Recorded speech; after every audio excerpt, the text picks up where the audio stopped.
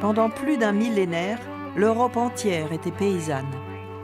De génération en génération, des hommes et des femmes proches de la terre en ont pris soin pour se nourrir et nourrir leurs semblables.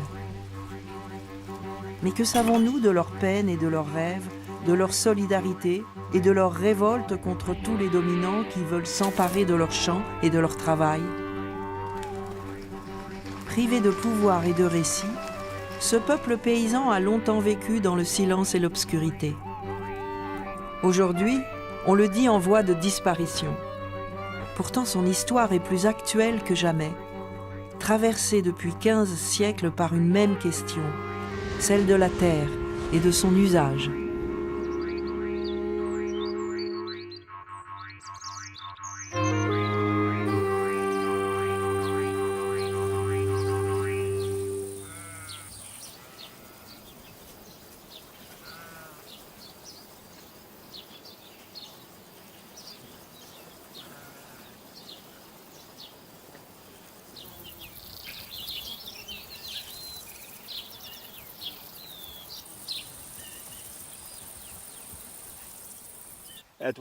Là où je suis, depuis la route derrière moi jusque là-bas, on fait de l'agriculture paysanne. Ce sont des terres communales, elles appartiennent au village. C'est là qu'on fait paître tout notre bétail. C'est une coutume ancestrale. Et ce qu'on voit là-bas au loin, c'est une grande exploitation privée. L'herbe a l'air magnifique, pas vrai? Mais il n'y en a qu'une seule sorte, c'est de la monoculture. L'agriculture industrielle débarque avec son bagage de monoculture, avec sa gestion très méthodique de la terre. Résultat, on a ici une immense lande où on voit parfois paître des moutons, mais qui n'est recouverte que d'une seule variété d'herbes. Alors que le champ où je me trouve et toutes nos terres communales foisonnent de biodiversité. Sur un seul mètre carré, on a 450 plantes différentes. Une seule plante là-bas, 450 ici. Les gros exploitants qui ont d'énormes surfaces à gérer ne savent pas comment s'en sortir avec cette diversité dont ils ne veulent pas. Alors ils y mettent le feu. Malheureusement, cette année, les flammes ont bien failli toucher nos maisons.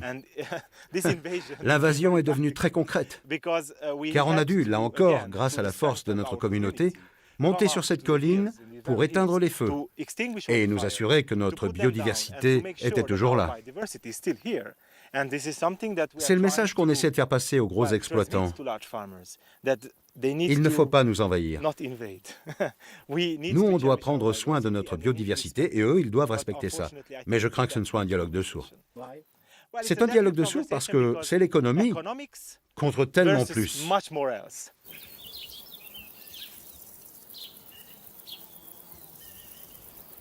En Europe, la monoculture n'a rien de nouveau.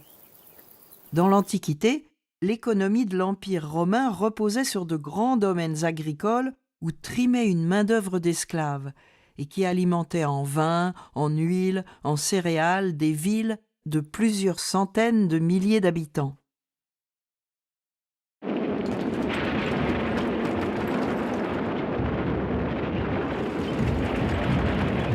Puis Rome, la dernière grande civilisation urbaine avant la nôtre, s'est effondrée. La chute ne s'est pas faite en quelques minutes comme dans ce film italien des années 60.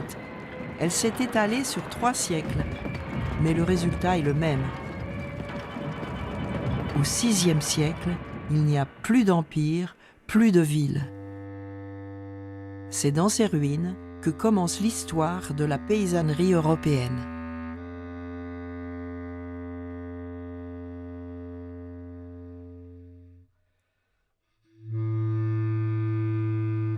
Ces nouveaux paysans, qui forment désormais la majorité de la population de l'Ancien Empire, n'ont laissé aucun témoignage direct sur ce qu'ils vivaient et pensaient. Les rares images qui les montrent illustrent des textes religieux, comme ce psautier du IXe siècle. Dans les psaumes, c'est Dieu qui fait pousser le blé et croître le troupeau, sans qu'il soit question du travail paysan.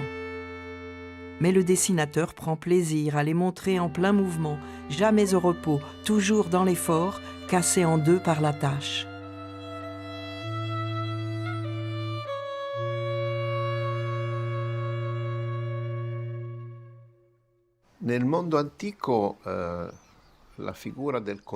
Dans l'Antiquité, la figure du paysan, du travailleur de la terre,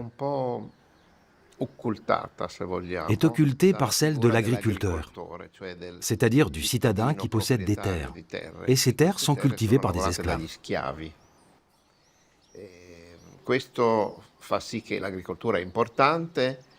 L'agriculture est importante, et l'agriculteur qui fait travailler ses terres jouit d'un certain prestige social.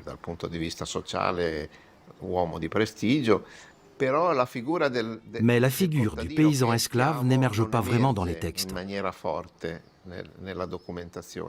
C'est celle du propriétaire terrien qui ressort le plus.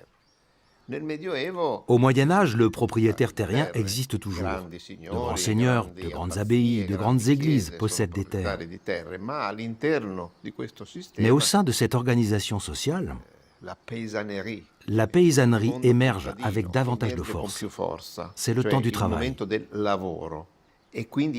Et ça contribue à faire apparaître le monde paysan dans les sources, au point de lui conférer une place centrale. Il acquiert une centralité idéologique et une centralité culturelle au-delà de sa dimension économique qu'il n'avait jamais occupée à ce point. Ces petits paysans dynamiques qui peuplent les images pieuses ne sont pourtant qu'une vue de l'esprit.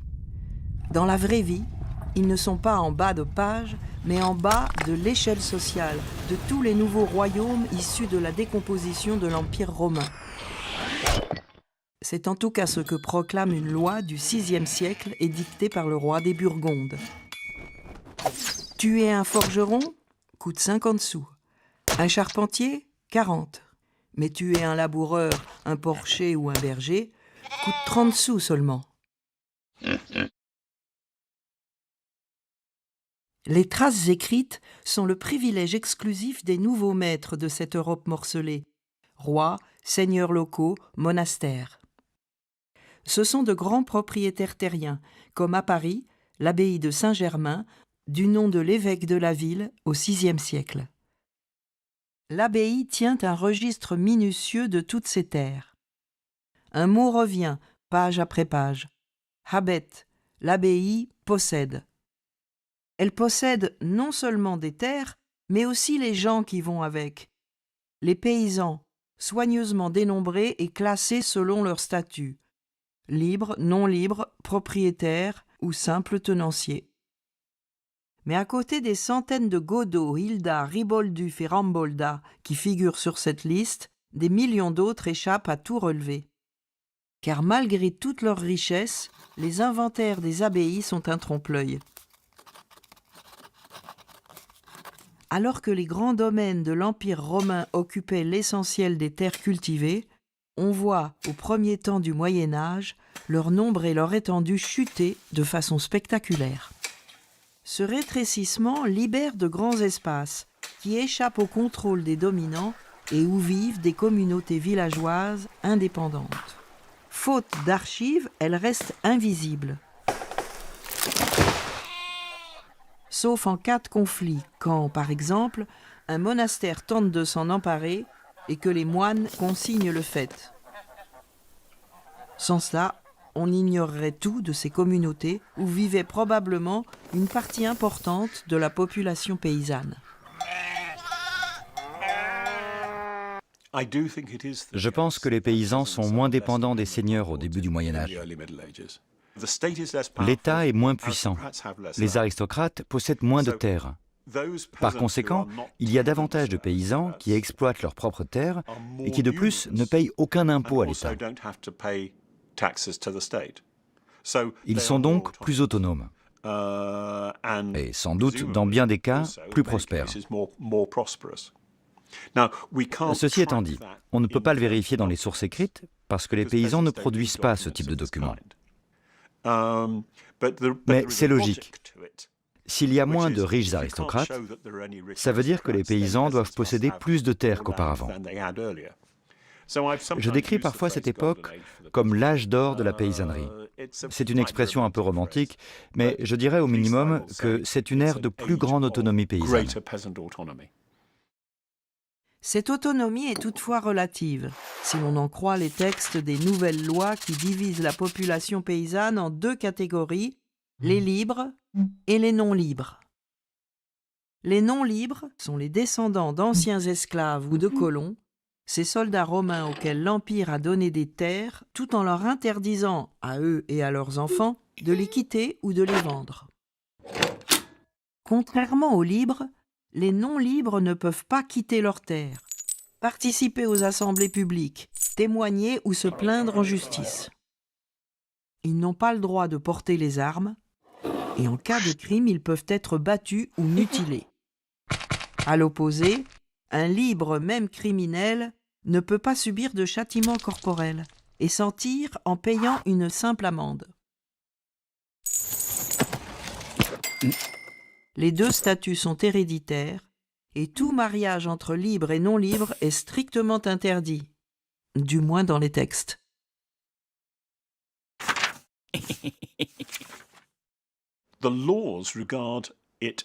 Aux yeux de la loi, la frontière entre libre et non-libre est extrêmement stricte. Mais ce qui est intéressant, c'est qu'on a de très nombreux exemples montrant que cette loi est régulièrement ignorée. Dans les registres de l'abbaye de Saint-Germain-des-Prés, par exemple, on constate que les mariages entre libres et non-libres sont monnaie courante, alors même qu'on est à 2 pas de Paris, un centre royal. Les différentes catégories se marient entre elles sans se soucier de la loi. On a un document très intéressant de la fin du 8e siècle en Italie. Anstruda, une femme libre, souhaite épouser un esclave. Et donc, elle signe un contrat avec le propriétaire de cet esclave, au terme duquel elle va endosser le statut, c'est plutôt un servus, un homme non libre, c'est un terme plus approprié. Et donc, elle va endosser le statut non libre de son époux, mais en revanche, ses filles, une fois arrivées à l'âge adulte, pourront racheter leur liberté si elles le souhaitent. Signer un contrat par lequel on renonce à sa liberté, alors qu'une des lois fondamentales interdit absolument aux non-libres de passer un contrat, c'est un exemple frappant du fait que ces lois ne sont guère appliquées dans la réalité. Elles existent dans la tête des rois et de ceux qui les rédigent pour les rois, mais les gens ne les appliquent pas dans la vraie vie.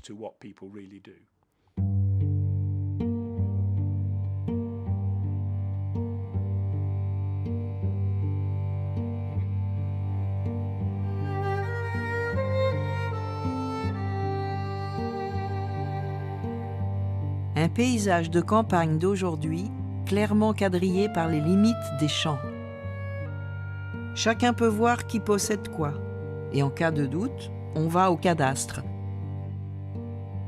Mais faute de documents écrits, les communautés paysannes du haut Moyen-Âge ne connaissent qu'un seul cadastre, celui de la coutume, la tradition orale de la mémoire collective. Prenez 2 villages qui se disputent une limite. Je connais un très bon exemple à Pise, en Italie. 2 villages se disputent une limite. Elle passe dans la forêt, ce qui la rend difficile à situer précisément. Mais elle est importante car elle détermine qui a le droit d'utiliser le bois. Les villageois au grand complet, accompagnés de leurs enfants, partent faire le tour de la limite. À la fin de la marche, ils battent les enfants pour que tout reste bien gravé dans leur mémoire. Et sans doute aussi pour qu'ils puissent le répéter à l'avenir.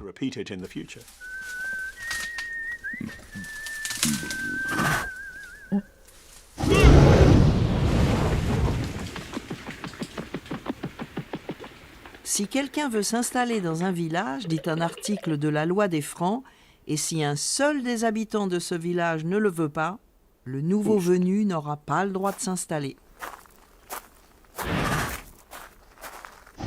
S'il le fait malgré tout, et qu'après avoir été averti à 3 reprises, il ne part pas dans les 30 jours, il devra comparaître devant l'assemblée du village pour être expulsé.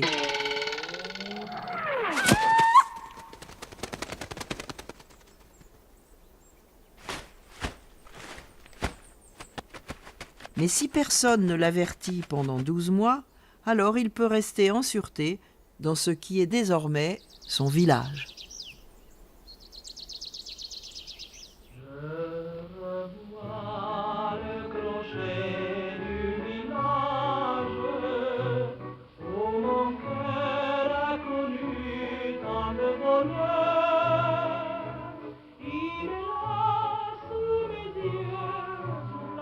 On entend le mot village et on imagine aussitôt le village tel qu'on l'a toujours connu, avec ses maisons en pierre resserrées autour du clocher, le symbole même de la vie paysanne, où se nichent tous les fantasmes et toutes les peurs de la ruralité traditionnelle.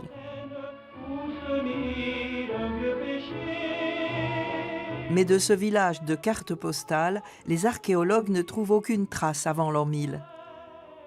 La raison en est simple. Les maisons du haut Moyen-Âge étaient construites en bois, et il n'en reste que ces trous laissés par les poteaux des ossatures. Ne voyant pas de ruines en pierre, des historiens des années 70 en ont déduit que ces paysans étaient des semi-nomades, sans domicile fixe. Bref, pas mieux que les chasseurs-cueilleurs de la préhistoire. Beaucoup pensaient que le matériau organique voulait dire éphémère. Donc, ce n'est pas des vrais villages parce qu'ils bougent, parce que les gens ne s'arrêtent pas. Et donc, il fallait des éléments qui cadrent. Et donc, les historiens de cette époque avaient besoin de cadres. Et pour eux, les cadres, c'est ce qui était visible. Donc, l'église, donc le château. Et effectivement, c'est des choses qui ont cadré. Mais après, c'est un problème de lecture chronologique. Et le débat, en fait, s'est fait plus précisément sur une petite période, finalement, qui est ce début du Moyen-Âge. Puisque finalement, cette image très cadrée, très stable du village qu'avaient les collègues historiens, c'est simplement qu'ils avaient une image, mais qu'on peut fixer dans le temps au XIIe, XIIIe, XIVe siècle. Alors que là, ce qu'on découvrait en archéologie préventive, on se retrouvait plutôt entre le 6e et le 10e siècle. Donc c'est pour ça qu'au début, confronté, on a inventé des métaphores proto-village, parce que ça ne ressemble pas au village. Le village, c'est l'église, le château, voilà. On s'est battu sur des mots, et à tel point que l'archéologue ne pouvait plus dire le mot village. Dans nos articles, on s'interdisait de mettre découverte d'un village. Donc ça devenait bête. Ce qui a énormément joué aussi, c'était que pour faire un village, il faut une communauté villageoise. Et cette communauté villageoise a été prise au sens, par les collègues historiens, juridique. Et pas au sens spontané, je dirais, de solidarité entre les gens. Et la communauté villageoise, effectivement, qui apparaît en termes juridiques, apparaît aussi plus tardivement. Donc, tout ce qu'il y avait avant, ça n'était pas. Donc, c'est comme ça qu'on a voulu refuser cette présence villageoise et tout ce que ça peut représenter de lien entre les gens qui vivent au même endroit. Dans un camping, les gens, au bout d'un moment, il se passe des choses. Donc, il se passe des choses forcément quand on habite ensemble.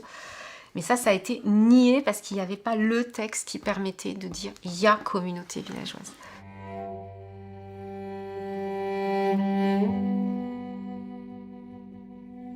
Plus de 1000 ans après la disparition de l'Empire romain, le spectacle de ces ruines hante encore l'imaginaire européen. Prétexte à une méditation mélancolique et bucolique sur le travail du temps.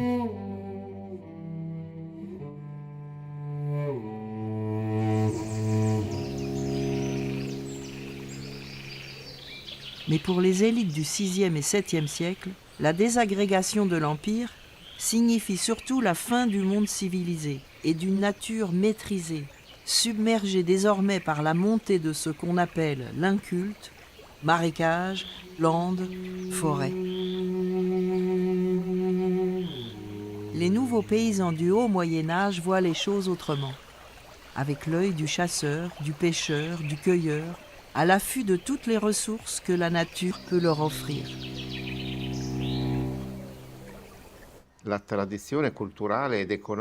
Au Moyen-Âge, la tradition culturelle et économique de l'Antiquité romaine, qui était très liée à l'agriculture, s'est mélangée à d'autres modèles culturels et économiques,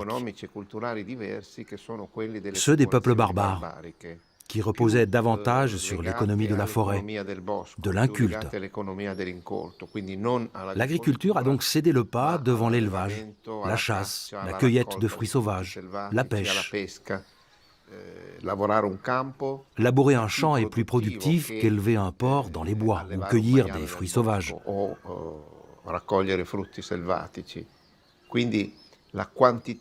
Les ressources alimentaires sont donc moins abondantes, mais plus variées.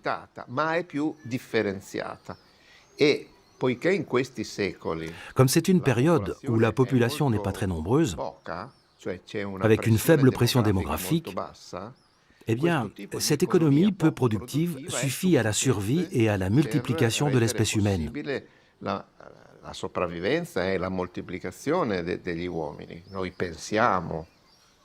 Les manuels scolaires dressent le portrait d'une époque obscure, ravagée par les famines, la pauvreté.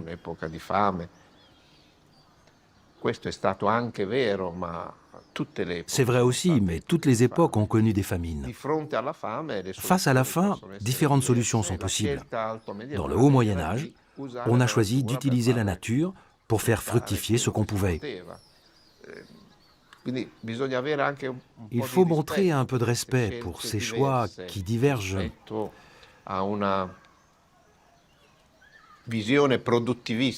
de la vision productiviste, économiste, de l'homo faber qui ne cherche qu'à produire, produire, produire. Aujourd'hui, le sujet est tout à fait d'actualité. Parler de développement durable est devenu presque une banalité.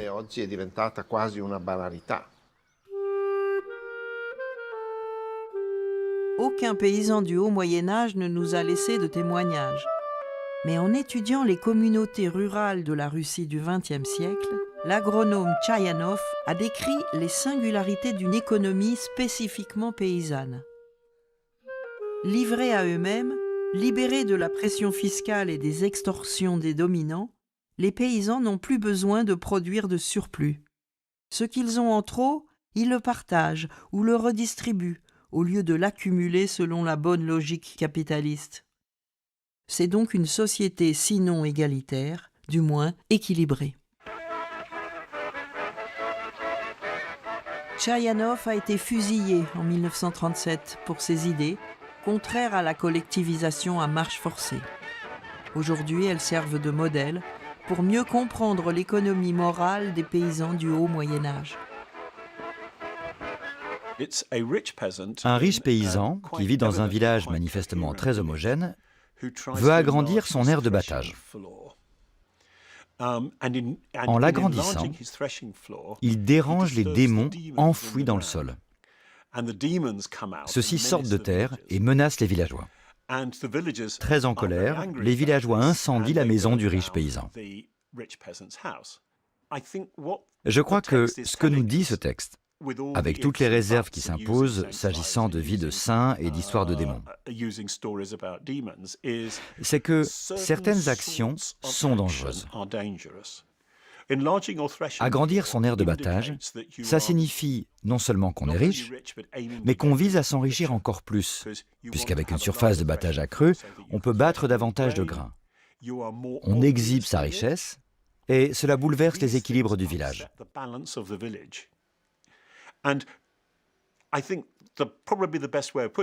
Je pense que la meilleure interprétation est la suivante. La perception qu'ont les paysans de ce bouleversement est incarnée par la menace des démons. Les démons n'attendent que ce moment de déstabilisation pour surgir et tourmenter tout le monde. Mais la réaction des villageois est très violente. Ils brûlent la maison du fermier. Ils veulent clairement mettre fin à la situation. Heureusement, l'épisode étant tiré du récit de la vie d'un saint, le saint en question parvient à renvoyer les démons sous terre.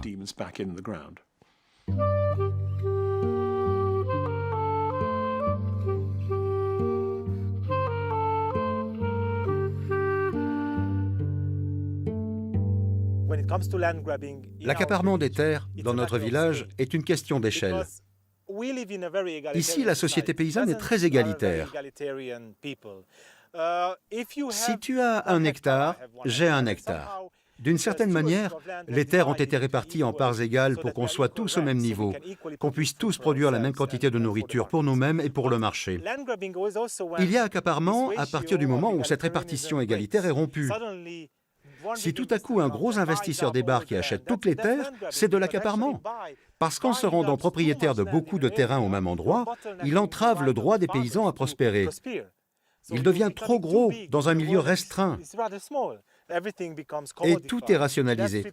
Cette parcelle est dédiée à l'énergie, celle-là à la monoculture à grande échelle. Les moutons sont revendus à l'Arabie Saoudite. Ils partent par camions entiers. Du coup, une partie de notre paysage, avec ses jolis prés où paissent des moutons, presque comme un tableau bucolique, eh bien, ce tableau va disparaître. En Roumanie, le mot paysan vient de tsaran, qui signifie « les gens de la terre ». Mais que deviennent-ils si on les ampute de leurs terres? Ils ne seront plus que des gens privés de tout moyen de subsistance ici, qui vont soit mourir de vieillesse, soit s'en aller et devenir des migrants économiques. Tout ça parce que leur terre natale ne peut plus les nourrir. Et c'est triste, surtout pour les jeunes paysans comme moi qui se battent contre ça. On veut rester ici, on veut travailler notre propre terre. On ne veut pas devenir des métayers. On veut être nos propres maîtres.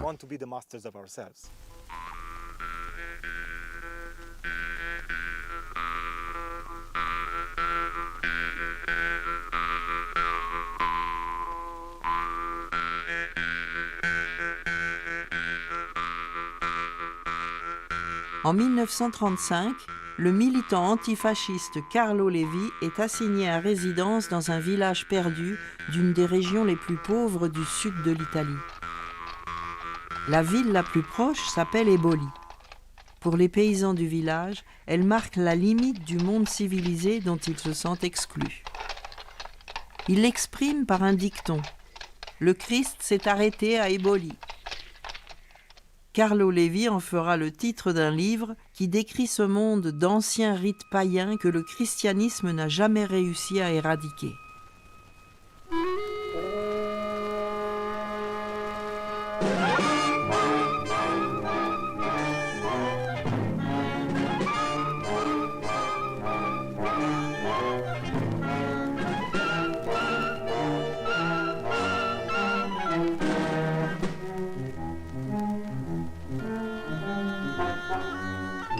La passion du grain, un antique rituel agraire pour la protection des récoltes que les anthropologues italiens pouvaient encore filmer dans les années 60.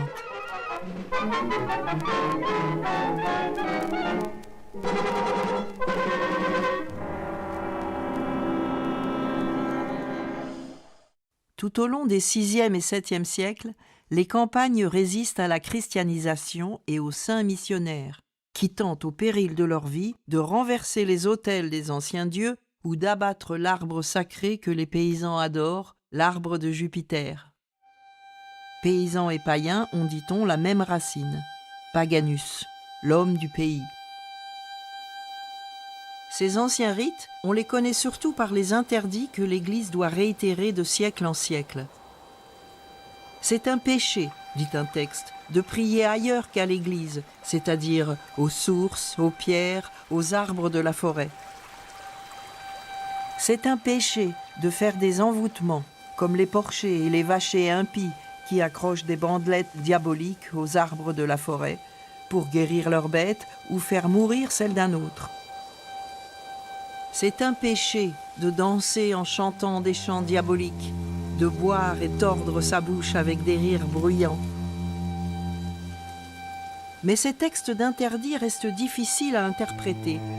Que sont vraiment ces masques de démons dont ils condamnent l'usage? Ou encore ces danseuses tournoyantes dont on ne sait pas s'il s'agit de derviches en extase ou de simples acrobates?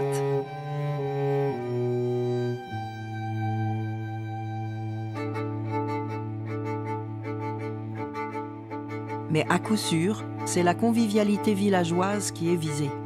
La fête qui ne connaît pas de limite, les danses, les farandoles qui envahissent souvent le cimetière et l'église.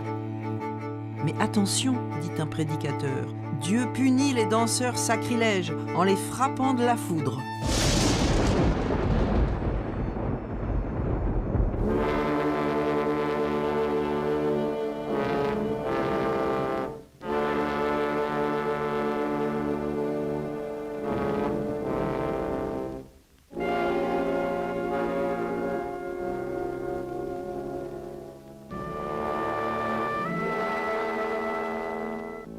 La lutte contre le paganisme, soutenue par les empereurs et les rois, est un des moyens pour reprendre contrôle sur les campagnes.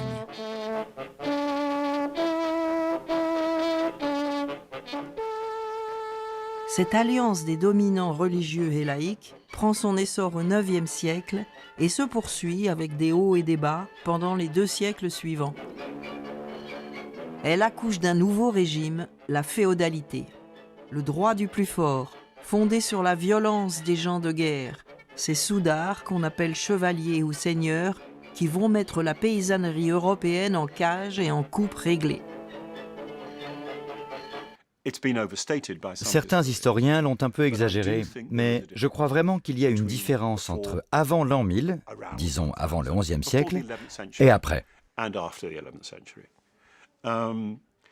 Je pense effectivement que la seigneurie rurale devient beaucoup plus forte après le XIe siècle dans une grande partie de l'Europe de l'Ouest.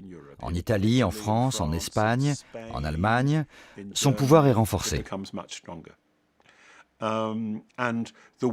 Et la façon dont les seigneurs exercent leur pouvoir est plus ciblée, plus précise.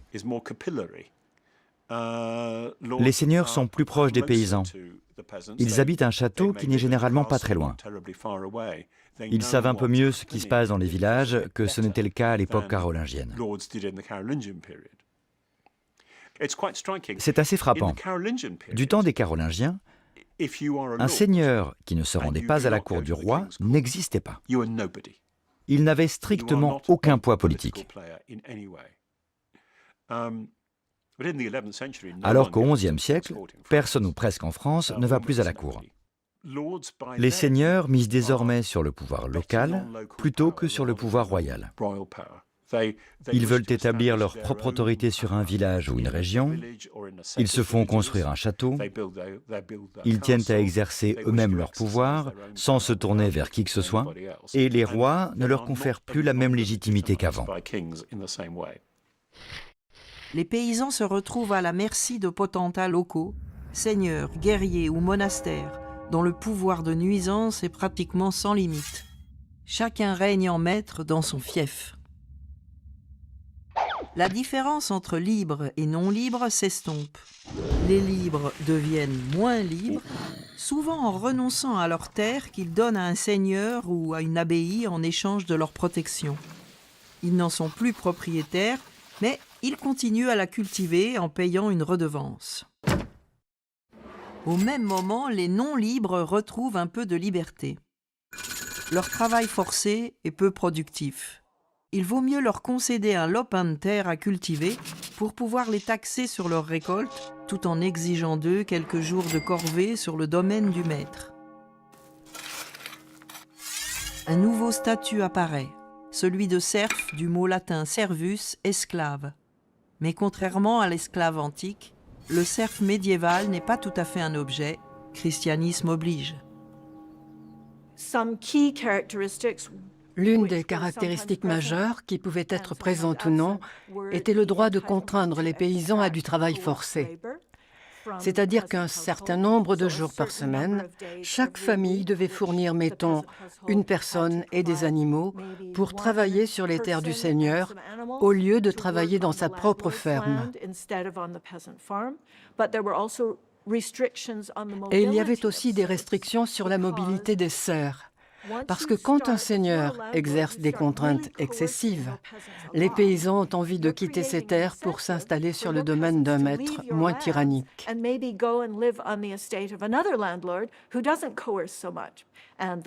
C'est pourquoi les seigneurs n'ont cessé de limiter la mobilité, du moins des paysans les plus rentables. Ça ne les dérangeait pas que des gens sans terre s'en aillent.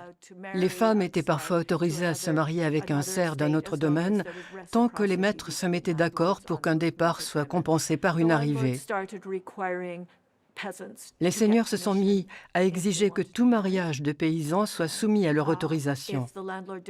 Si la personne envisagée ne leur convenait pas, ils refusaient. Dans d'autres cas, le paysan devait acquitter des frais pour pouvoir se marier. La transmission d'un bien foncier par héritage était soumise à l'agrément du seigneur.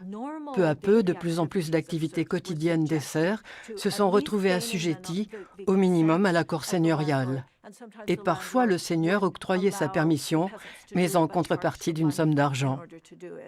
Il y a débat entre ce qui tient du servage et ce qui relève des relations normales entre seigneurs et paysans. Pour moi, cette non-liberté, le fait de devoir obtenir l'autorisation pour certains actes fondamentaux de la vie, émigrer, se marier, transmettre sa terre à ses enfants, acheter, vendre, c'est ça le servage.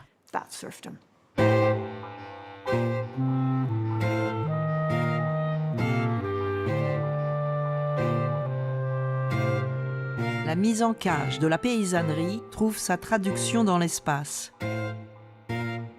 Des maisons en pierre regroupées autour de l'église fixent les paysans sur place, sous la double surveillance du curé et du seigneur.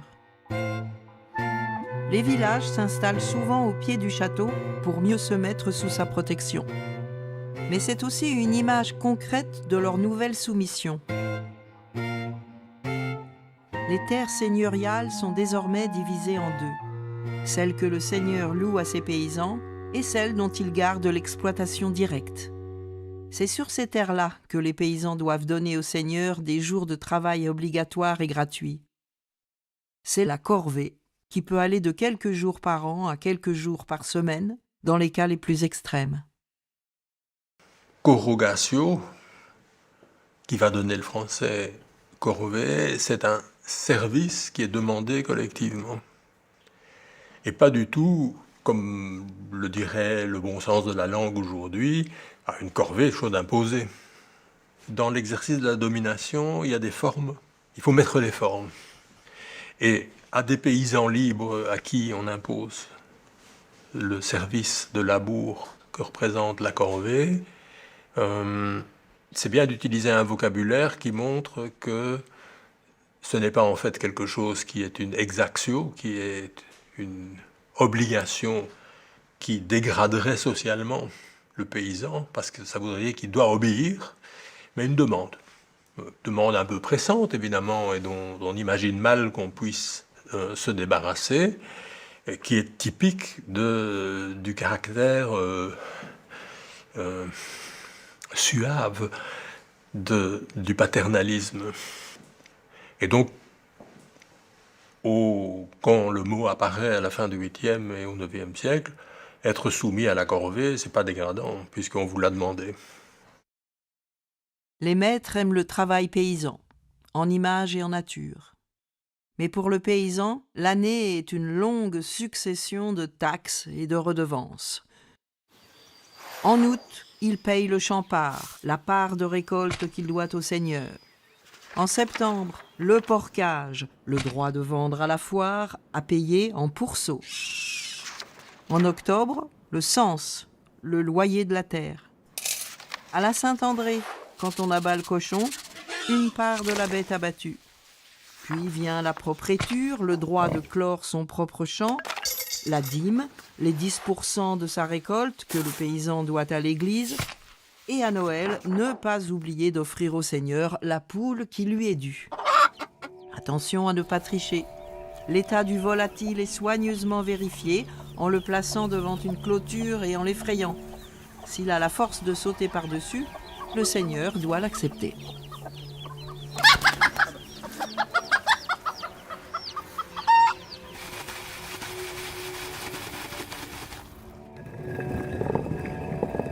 Un nouveau fardeau encore plus lourd pèse pratiquement sur tout ce qui fait vivre le paysan.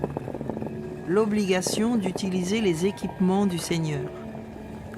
L'usage des meules à grains individuels que toute famille possède est désormais interdit. Les meules confisquées. Obligation est faite aux paysans d'utiliser le moulin seigneurial, ce qu'on appelle le moulin banal, et de faire cuire son pain dans le four seigneurial, le four banal. Banal, c'est-à-dire appartenant au ban, au fief du seigneur, et désignant son pouvoir sur ses sujets. L'obligation est payante, 1/6 de la mouture.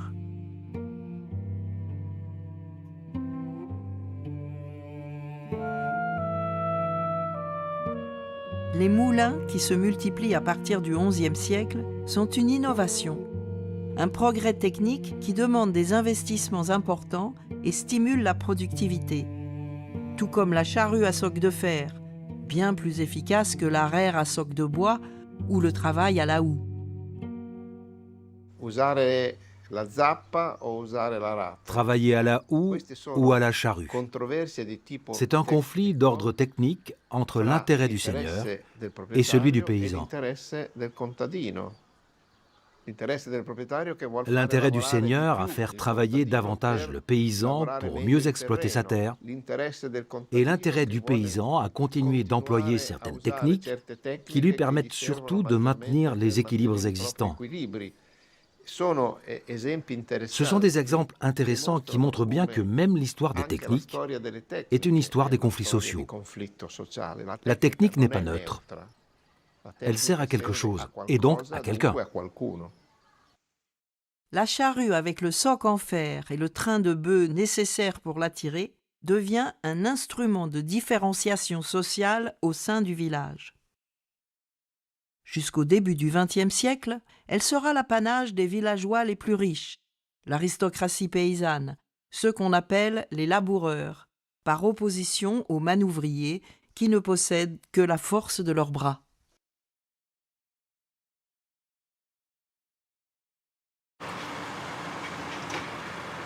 Les communautés villageoises du Moyen Âge sont inégalitaires comme les nôtres, mais elles savent aussi être solidaires, pratiquant ce qu'on a appelé un communisme rural, une réponse originale à la question paysanne par excellence, à qui appartient la terre? La récolte n'appartient qu'aux propriétaires du champ, mais une fois la récolte enlevée, dit un ancien texte, la terre devient commune à tous les hommes, riches ou pauvres également. Chaque villageois peut y faire paître ses bêtes, glaner les grains tombés au sol ou les gerbes oubliées, récupérer les chaumes pour les toits des maisons, la litière du bétail, le combustible.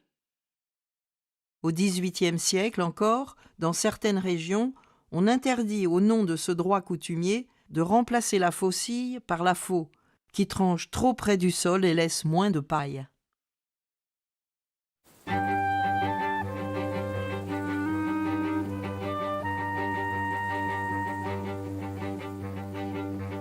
Aux alentours de l'an 1000, les céréales deviennent la culture dominante. Nourrissantes, faciles à taxer, à stocker, à transporter, elles occupent progressivement l'espace. C'est le début de ce qu'on appelle aujourd'hui encore la tyrannie céréalière. La caractéristique dominante de l'histoire de la paysannerie, à partir du Haut Moyen-Âge et jusqu'au siècle suivant, est l'accroissement progressif des terres cultivées, qui s'accompagne d'une accentuation de l'aspect rural des activités agricoles. Et tout cela n'est dû qu'en partie à la croissance démographique, qui augmente les besoins en nourriture. En réalité, c'est surtout lié à l'intérêt des propriétaires, qui demandent aux paysans de produire davantage de céréales parce qu'elles se vendent bien sur le marché. On voit donc apparaître un conflit entre d'un côté les communautés paysannes qui veulent continuer à utiliser la forêt, les pâtures et des espaces non cultivés, et de l'autre les propriétaires qui peu à peu, au fil des siècles, cherchent à restreindre ce type d'activité pour que les paysans ne soient plus que des paysans et rien d'autre. C'est le temps des grands défrichements. Dans toute l'Europe, on abat les forêts pour gagner de nouvelles terres cultivables. L'usage des forêts qui restent, où les paysans vont chercher leur bois et faire paître leurs porcs, est désormais taxé ou tout simplement interdit et réservé au seul loisir des maîtres. Il pouvait s'agir du roi, de grands seigneurs, ou même de villes dans le cas de l'Italie. Quiconque détenait le pouvoir tendait à se réserver l'usage de ces espaces, qui avaient par ailleurs diminué. Et ces deux éléments se renforcent, puisque non seulement la surface des forêts est réduite, mais elles sont moins accessibles au monde paysan. Le droit d'utiliser les espaces incultes en tant que droit collectif était l'un des plus formidables instruments de cohésion sociale de la communauté. Revenir sur ce droit, ce n'est pas seulement nuire à l'économie paysanne, c'est nuire à la cohésion sociale du monde paysan. C'est donc l'un des principaux instruments qui permettent au pouvoir seigneurial de s'imposer dans les campagnes.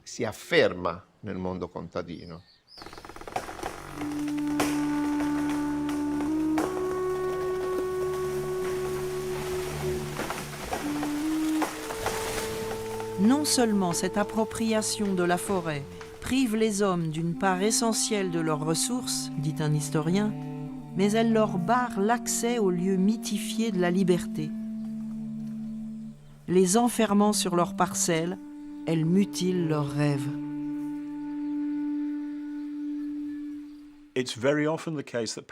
Pour les paysans, les terres collectives, les pâtures, les forêts n'appartiennent à personne d'autre qu'à la communauté.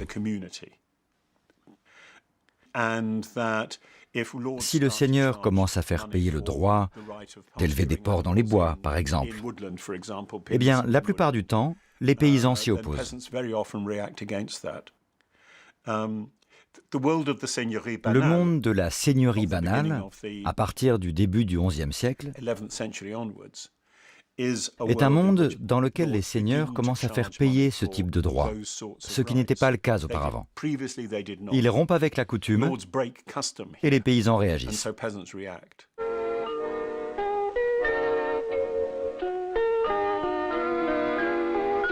Malaya, a land blessed by nature and geography, a people more fortunate than many in Asia, a tropical climate and soil that has always yielded food for all.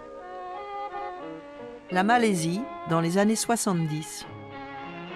Confrontés à une modernisation imposée par l'État, les paysans malais résistent. Pour échapper à la répression, ils pratiquent une résistance furtive, à bas bruit, avec ce que l'anthropologue américain James Scott appelle les armes des faibles. James Scott a découvert que quand les paysans voulaient résister, ils le faisaient par des méthodes très secrètes, impossibles à identifier. Mettre du sucre dans le réservoir à essence du patron est une arme classique des faibles. Le problème avec ce type d'arme des faibles au Moyen-Âge, c'est qu'il ne peut pas y en avoir de traces dans les sources, puisqu'elles étaient secrètes. Mais je suis sûr qu'elles étaient monnaie courante, que si le seigneur prenait un pourcentage des récoltes, par exemple, les paysans faisaient en sorte de lui refiler les grains de moins bonne qualité s'ils en avaient l'occasion. Naturellement, le régisseur du domaine savait ce qu'il cherchait à faire et prenait des mesures pour tenter de les en empêcher. Ce genre de choses s'est forcément produit, mais sans laisser aucune trace écrite.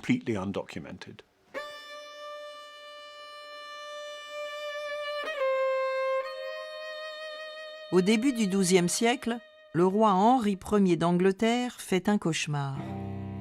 Les trois piliers du régime féodal viennent tour à tour le tourmenter. Les chevaliers, épée à la main. Les hommes d'église avec leurs crosses. Et enfin les paysans. Une image unique pour l'époque de paysans armés et menaçants en révolte ouverte pour réclamer leurs droits. Car aussi étonnant que ça puisse paraître, l'instauration progressive de l'oppression féodale n'a pas provoqué de véritable insurrection paysanne.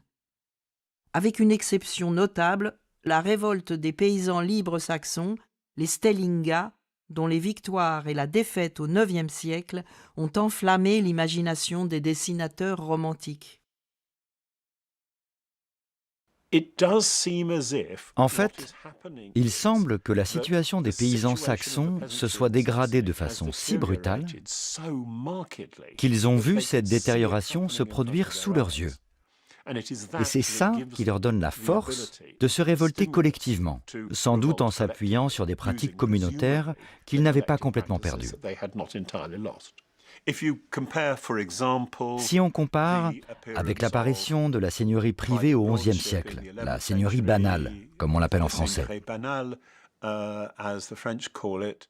celle-ci se développe petit à petit, seigneurie par seigneurie, sur 2, 3, 4 générations.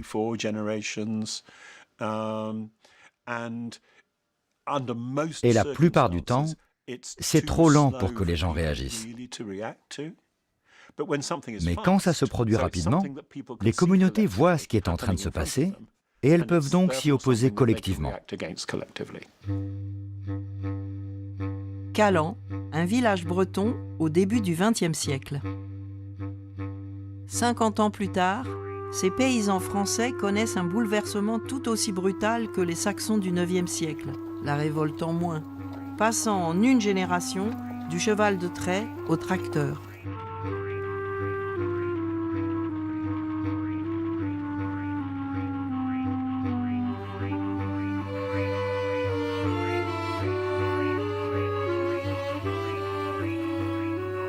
Aujourd'hui, à Calan, pris en tenaille entre un champ de maïs et un champ de blé, un terrain maraîcher chatoyant comme une enluminure médiévale. Morgane Audy, sa propriétaire, en a hérité de ses 2 vieilles tantes.